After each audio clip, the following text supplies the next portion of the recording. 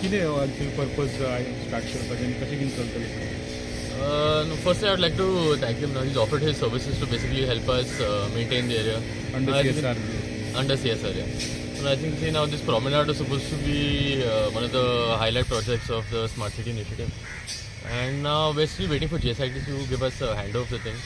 But in the meantime, we just decided to take up the cleanliness of the thing because we received a lot of complaints also now. A lot of people have been riding their bikes also. A lot of issues we need to take up with the GSITC and the contractors.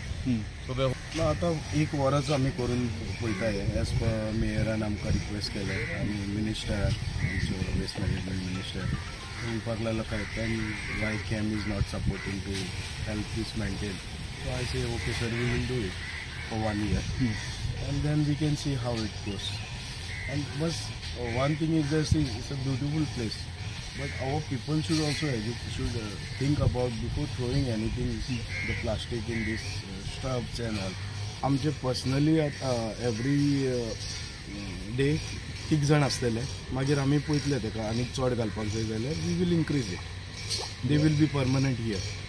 एक वर्स चालू दवरतले.